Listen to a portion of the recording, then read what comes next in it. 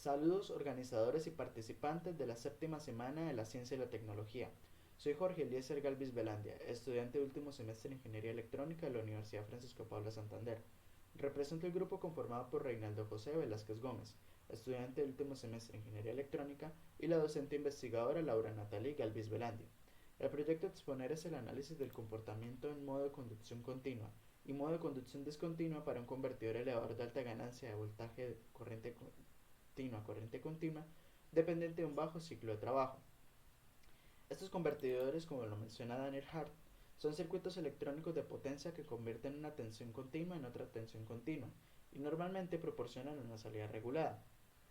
Estos sistemas se basan en componentes pasivos tales como bobinas, capacitores, diodos y conmutadores, los cuales se controlan mediante la adaptación y el ajuste del ciclo de trabajo D, que se define como la fracción del periodo de la señal de control que se genera normalmente por modulación de ancho de pulsos o PWM, en el cual los switches o conmutadores permiten el paso de corriente a través de sus terminales. Y en el resto del tiempo, los conmutadores no permiten el paso de corriente en sus terminales, lo que hace que el circuito trabaje en dos estados.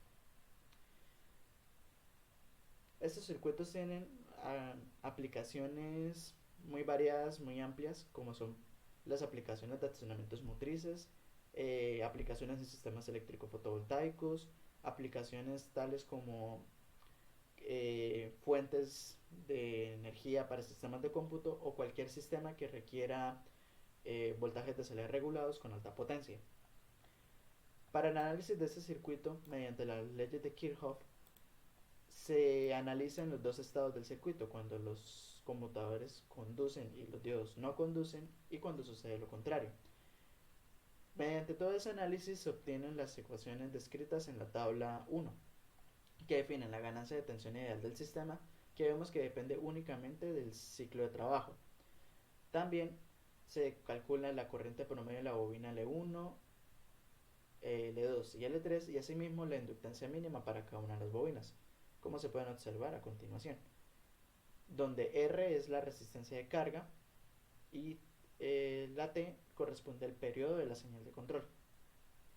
También se obtiene el rizado de la tensión de salida, que es una relación entre las variaciones de voltaje de salida y la magnitud del voltaje de salida, y esto es dependiente de la señal de control, del periodo de la señal de control, del ciclo de trabajo, de la resistencia de carga y de la capacitancia C3, que es la que está conectada a la salida del sistema. Por otra parte, la ganancia de tensión considerando pérdidas por resistencias internas en las bobinas, las cuales generan unas pérdidas por conducción.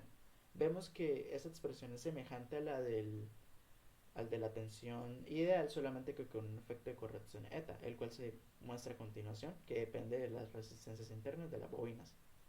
En la tabla 2 se observa la ganancia ideal considerando un ciclo de trabajo, una fracción del ciclo de trabajo de 1, en donde las bobinas no conducen corriente, donde su corriente promedio es 0.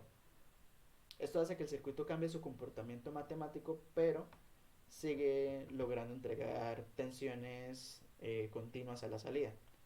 Vemos que la relación entre el ciclo de trabajo total y su fracción se definen por la solución de una ecuación cuadrática descrita a continuación, lo que hace que para su solución se deban utilizar métodos numéricos.